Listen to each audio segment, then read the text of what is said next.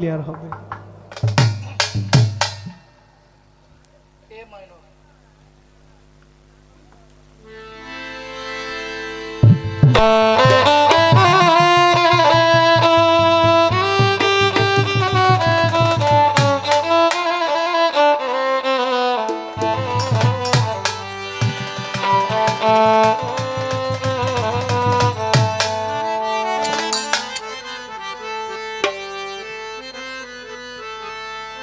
এই ভবে আইসা যাওয়ার কি যন্ত্রণা, আইসা যাওয়া কি যন্ত্রণা, জানলে ভবে আইলা ময়না। ভবে আইসা যাওয়ার কি যন্ত্রণা, আইসা যাওয়া কি যন্ত্রণা, জানলে ভবে আইলা ময়না। আমি যার লাগিয়া ভবে আইলাম, তারে যদি পাইলাম না। আমি জানলে দিয়া ভবে আইলাম, তারে যদি পাইলাম না। জবাবটা কিন্তু হইতেছে। আইসা যাওয়ার কি যন্ত্রণা, ওই যে দুনিয়া আসছি, আশাটা হয়ে গেছে, অপেক্ষা যাওয়ার পালা। এই যাওয়াটা যে সুন্দর কইরা গুছ পরিপাটি করে রাখছে, যে আমি এখন পরিপাটি আছি, আমার যাওয়ার জন্য আমি প্রস্তুত আছি, তাহলে সে কখনো কিয়ামত হয় না, ধ্বংস হয় না। আমার তো যাওয়ার জন্য আমার তো কোনো প্রস্তুতি নাই, আমি তো যাওয়ার রাস্তাটা এখনো ক্লিয়ার করি নাই, পরিশুদ্ধ করি নাই। মা রহিমা ওনার যাওয়াটা উনি গুছিয়ে রাখার কারণে আজকে মা রহিমার দরবারে একটা বাতি জ্বলে। মা রহিমার বয়সের এমন অনেক মায়েরা চলে গেছে, তাদের কবরের কোনো অস্তিত্ব নাই। আশেপাশে অনেক কবরস্থান আছে না? আছে। আল্লাহ মাফ করুক, কে আল্লাহওয়ালা কে আল্লাহ ছাড়া, এটা আল্লাহ ছাড়া কেউ জানে না। কবরস্থানের মুদ্দাররা যে একেবারে আল্লাহওয়ালা না, আমি কিন্তু এটা বলছি না, আল্লাহ মাফ করেন। কিন্তু মা রহিমার যাওয়াটা এত বেশি সুন্দর ছিল, যার জন্য মা রহিমার দরবারের প্রদীপটা জ্বালানোর মতো এখনো কেউ আছে।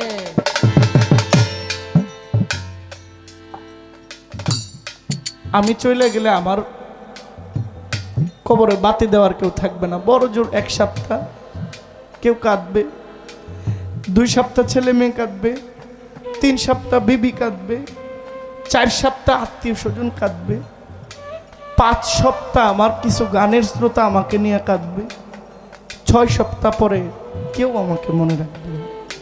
আমার জীবনের ডায়েরিটা বন্ধ হয়ে যাবে, আমার নামের কোনো অস্তিত্ব।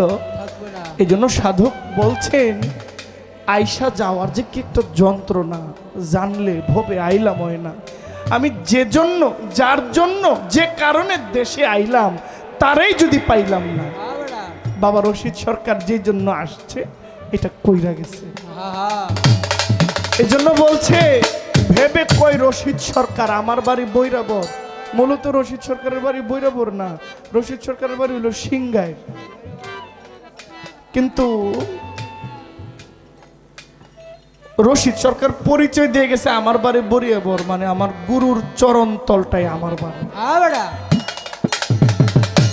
তাহলে যে চরণে সইপা গেছে, হাদিসে কুচ্ছিতে আছে, যে ব্যক্তিরা আল্লাহর অলিদের সঙ্গে মিশতে মিশতে আল্লাহর অলি হয়ে গেছে, আর আল্লাহর অলি যদি কেউ হইয়া যায়, ওই ব্যক্তিটা আল্লাহর জাতের সাথে লয় হইয়া যায়, মিশে যায়, তখন ওই ব্যক্তির কোনো ক্ষয় নাই, ওই ব্যক্তির কোনো ভয় নাই।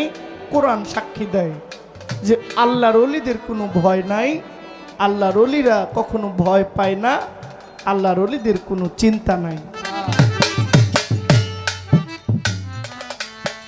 আইসা যাওয়ার কি যন্ত্রণা, আইসা যাওয়া কি যন্ত্রণা, জানলে ভবে আইলা ময়না,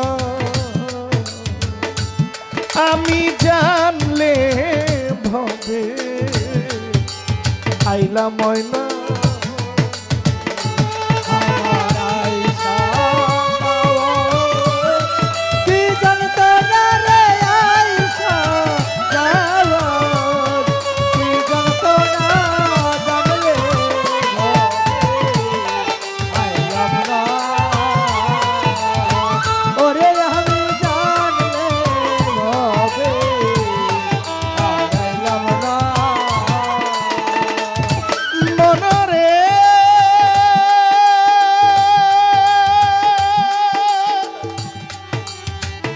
আমার মা রহিমা, মা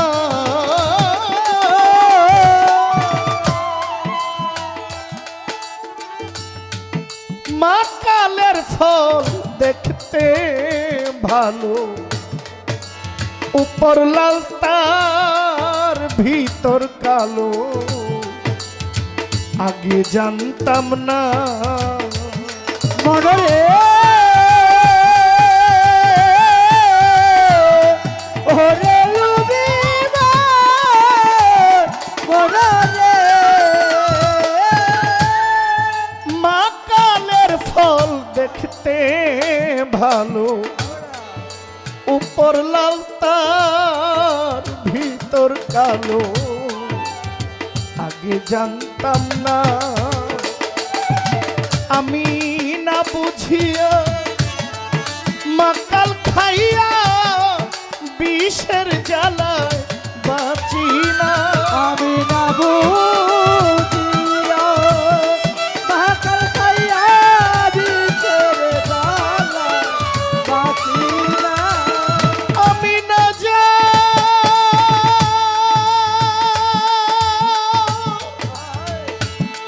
না জানিয়া না বুঝিয়া বিষের জ্বালায় বাঁচি না, জানলে ভবে আইলা ময়না, রে আইসা কি জানতো না রে আইসা যাওয়া, কি জানতো না জানলে ভবে আইলা ময়না, ওরে আমি জানলে ভবে আইলা ময়না। মনরে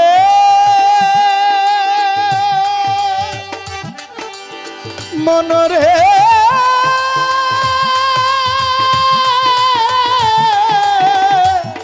ও ওই পারে মথুরার বাজার পার হইয়া যায় সব দোকানদার, আমি পারলাম না, আমি পারলাম না। মনরে ওরে লুবিনা মনরে মা রহিমা গো, মালিকের ধন চালান লইয়া আসলাম 16 আনা, আমি কাম নদীতে সব হারাইয়া চালান খাইয়া হইছি দেনা। কামড় দিতে চালান খাইয়া দিতে হইতে না, আমি কামনা দিতে চালান খাইয়া হারা হইলাম 16 আনা, জানলে ভবে আইলা ময়না, ভবে আইসা যাওয়া কি জানতো না রে আইসা যাওয়া, কি জানতো না জানলে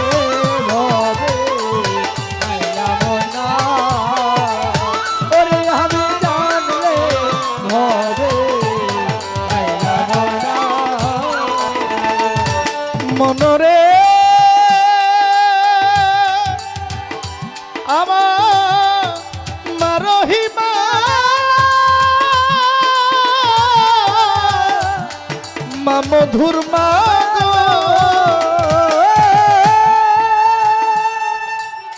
ওই পারে মথুরার বাজার পার হইয়া যায় সব দোকানদার আমি পারলাম না আমি পারলাম না মনরে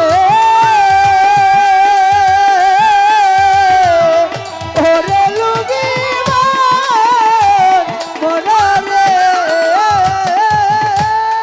ওই পারে মথুরার বাজার পার হইয়া যায় সব দোকানদার আমি পারলাম না ওরে সাধু জং বাহাদুর কয় কেউ মানলে মানো না মানলে না মানো জং বাহাদুর কয় কেউ মানলে মানো নিজের চিন্তায় প্রাণ বাঁচে না বাহাদুর কইতে মানলে মানু নিজের চিন্তায় বাঁচি না ওরে তোমার জং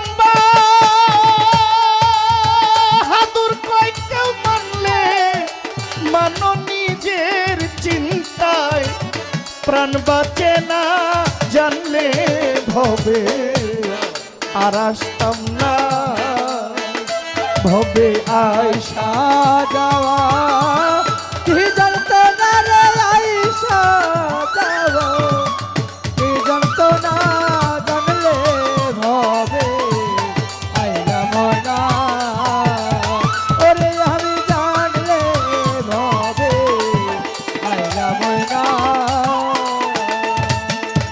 কি বলছে ওই পারে মথুরার বাজার পার হয়ে গেছে কত দোকানদার আমি কেন পারলাম না জং বাহাদুর কয় কেউ মানলে মানো না মানলে না মানো নিজের চিন্তায় বাঁচি না বাঁচি না রশিদ সরকার যে কিয়ামত হবে কিভাবে হবে রশিদ সরকারের আমিত্ব সে সপে দিয়ে দিয়েছে তার যে আমিত্ব মা রহিমার কাছে দিয়ে গেল জহির আকরাম হোসেন তার সমস্ত কিছু দিয়ে দিছে তাইলে আমার ধ্বংস হওয়ার কি আছে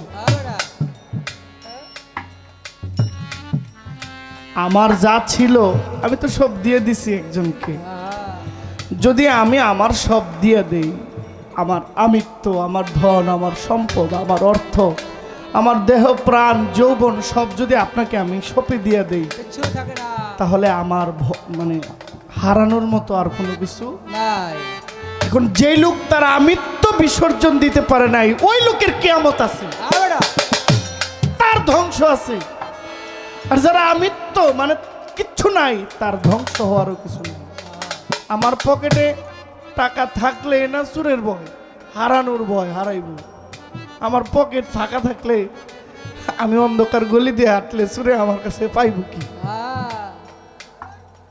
আমার কাছে যা পাইবো হ্যাঁ লোকে তা আছে কিছুই নাই যদি থাকতো যার পকেটে অর্থ থাকে সে সাবধান থাকে যদি ধরে হারানোর ভয় আছে যার কিচ্ছু নাই আরেকজনের নামে ট্রান্সফার হয়ে গেছে সে দুনিয়ার বাদশা পরপরের বাদশা তার সাথে আর কিছু লাগে না এই জন্য বলছে ভেবে কইর শীত সরকার আমার বাড়ি বৈরাবর কিয়ামতের যত আপদ আমারে পাইব না